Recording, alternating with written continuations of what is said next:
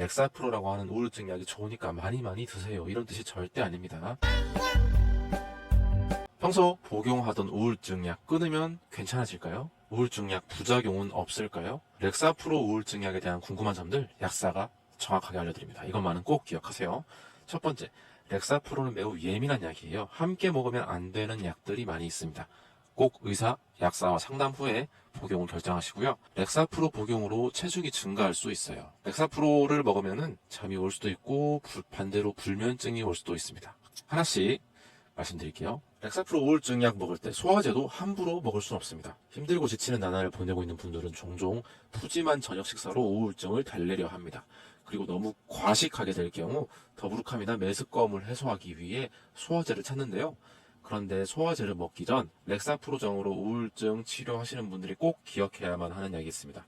그건 바로 돈페리돈입니다. 돈페리돈은 렉사프로정과 함께 복용할 경우 심장 박동에 문제를 일으킬 수 있습니다. 조금 어려운 말로 QT 간격을 연장시킨다라고 하는데요. 우리 몸의 심장은 정기적 신호를 통해 일정 시간마다 콩닥콩닥 뛰는 원리를 갖는데요. 아래 그림은 의학 드라마에서 많이 보셨을 거예요. 주기적으로 뾰족한 산이 만들어지는 게 정상 심장 박동인데요. 파형이 일정하게 발생하지 않고 일자로 띡 나오게 되면 심정지, 사망, 이렇게 되는 장면 많이 보셨죠? 돈페리돈 소화제와 렉사프로 약이 만날 경우 QT 간격, 즉 심장이 박동하는 패턴이라고 할 수 있는 산과 산의 거리가 일정치 않게 될 수 있어요. 심장이 갑자기 느리게 뛰거나 갑작스럽게 빨리 뛰는 등 리듬이 불규칙한 부정맥, 특히 위험하다고 할 수 있는 톨사데 폰스라고 하는 심실성 부정맥을 유발할 수 있고요. 최악의 경우 심장 돌연사로 이어질 수 있으니 우울증 치료 중인 분들은 소화제라고 아무거나 드시면 안 됩니다. 이전 글 영상에서 우울증 약 트라조돈도 마찬가지로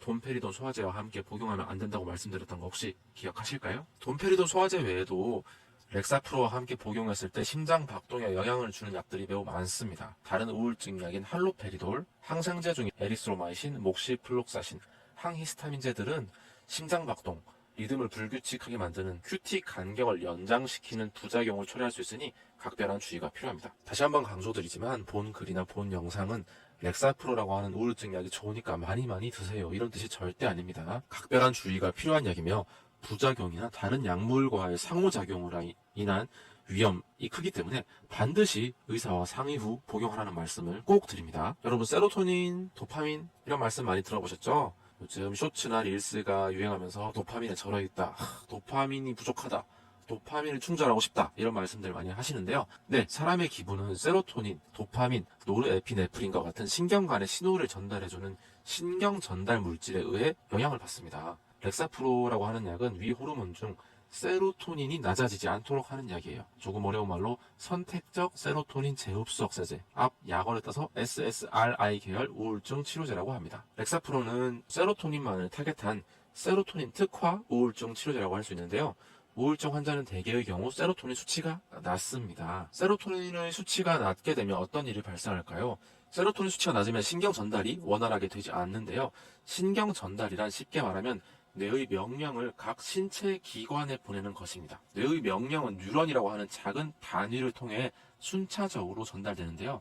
그런데 뇌의 명령이 잘 전달되지 않게 되면 소위 머리와 몸이 따로 노는 상황이 발생합니다. 스트레스가 갑작스레 쏟아지는 상황을 한번 떠올려 볼까요? 우리 뇌는 흥분하지 말고 침착해 라고 명령하지만 세로토닌이 부족해 명령이 제대로 전달되지 않으면 뇌의 명령과 다르게 손과 발이 행동하게 됩니다. 감정 조절이 잘 되지 않아 화를 내기도 하고 기분이 나빠지거나 우울해지는 등의 뇌 명령과는 다른 엇박자가 발생하는 것이죠. 즉 우리가 기분이 나쁘고 우울하고 화가 나는 이유가 단순 세로토닌이라고 하는 화학 물질 때문일 수 있다는 것인데요. 앞으로 갑자기 화가 나거나 감정 조절이 잘 안 될 때 이렇게 생각해 보세요. 아, 지금의 나쁜 감정은 단순 화학 물질 부족 때문이야 라고 치부해 버린다면 한결 감정 조절이 쉬울 수 있습니다. 렉사프로를 먹으면 바로 효과를 볼 수 있냐고요? 안타깝게도 우울증 치료제는 먹자마자 효과를 보긴 어렵고요. 최소 2주에서 4주 정도는 꾸준히 복용해야 효과를 체감할 수 있는 것으로 알려져 있습니다. 렉사프로와 같은 SSRI 계열 약물은 아침이나 저녁에 드시는 게 권장됩니다. 왜냐하면 렉사프로는 수면에 영향을 주기 때문인데요. 조금 더 자세히 설명드리겠습니다. 렉사프로 복용 후 졸립다고 하는 분들도 계시는데요. 반대로 불면증, 잠이 오질 않는다고 호소하는 분들도 있어요. 왜 그럴까요? 렉사프로는 세로토닌을 건드는 약이라고 제가 말씀드렸는데요. 세로토닌은 사람의 수면 각성 주기에 중요한 역할을 하는 물질입니다.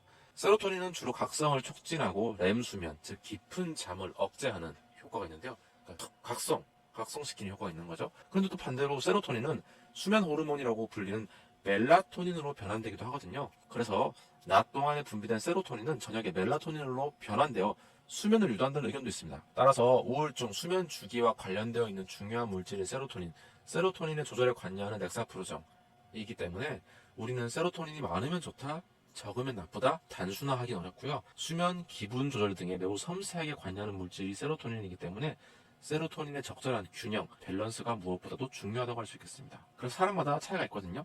렉사프로 복용 후 졸립다고 하는 분들은 약을 저녁에 드시는 게 좋겠고, 렉사프로를 먹고 불면증, 잠이 오지 않는다고 하시는 분들은 아침에 약을 드시는 게 좋습니다. 렉사프로 먹으면 살이 찐다고 하는 소문들이 있는데 사실일까요? 미국 하버드 대학교 연구팀이 수행한 연구에 따르면은 렉사프로 복용자는 다른 항우울제인 졸로푸트정 사용자 대비 체중이 증가할 가능성이 10에서 15% 정도 높았다고 합니다. 일부분 사실인 건 맞고요. 그리고 렉사프로정 복용자는 졸로푸트정 복용자 대비 평균 0.4에서 0.5kg 정도 체중이 늘었다고 하는 보고가 있습니다. 하지만 체중 증가 정도는 개인차가 매우 큰 편이고요. 사실 0.4, 0.5kg은 그렇게 큰 수치는 아니잖아요. 너무 걱정하실 정도는 아닌데, 그럼에도 불구하고 약 복용으로 인해 체중이 증가하는 게 걱정이 된다면 운동과 식단을 병행하시거나 졸로푸트정과 같은 다른 항우울제로 변경해 볼 수 있겠습니다. 단 반드시 정신과 전문의와 상담 후 결정하세요. 많은 분들이 궁금해하시는 질문인데요. 렉사프로와 같은 우울증 약을 끊을 수 있나요?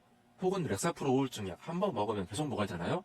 이런 고민들이 많습니다. 우선 렉사프로는 감기약처럼 증상이 있으면은 2, 3일 먹고 증상이 없어지면 바로 중단하고 그런 약은 아니에요. 하지만 그렇다고 평생 달고 살아야 하는 약이냐면 또 그렇지만은 않습니다. 일반적으로 항우울제는 우울증 치료 효과를 보기 위해서 2주에서 4주 정도 복용해야 하고요. 다만 증상이 호전되었다고 바로 약 복용을 중단해버리면 금단 증상, 부작용으로 고생할 수 있어요.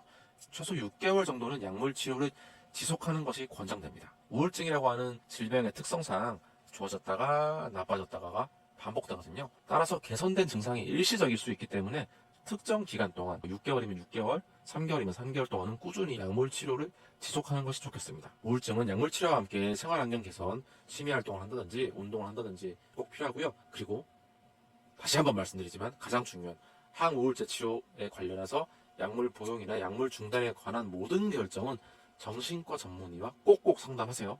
끝으로 렉사프로정은 S시탈로프람이라고 하는 성분을 함유하고 있는데요. 지금 보여드리는 화면은 렉사프로정과 완전히 똑같은 효과, 성분을 갖고 있는 약이기 때문에 참조해주세요. 스크롤을 천천히 내리겠습니다. 하나씩 불러드릴게요. 렉사론정, 동국제약, 유프람정, 명인제약, 디프로정, 유니메드제약, 럭스프람정, 영풍제약, 레시프람정, 경동제약, 렉사모정, 시어스제약, 렉사원정, 하나제약, 렉사큐어정, 동아ST, 렉사틴정, 메디카코리아, 렉시탈정, 초당약품공업, 로플람정, 한미약품, 사루프람정, 한국파마, 시타프렉스정, 고려제약, 시탈로정, 영진약품, 시탈정, HLB제약, 에드파정, 한림제약, S람정, 한국코록스, S시탈정, 종근당, S시탐정, 제뉴언사이언스, 에스토람정, 명문제약,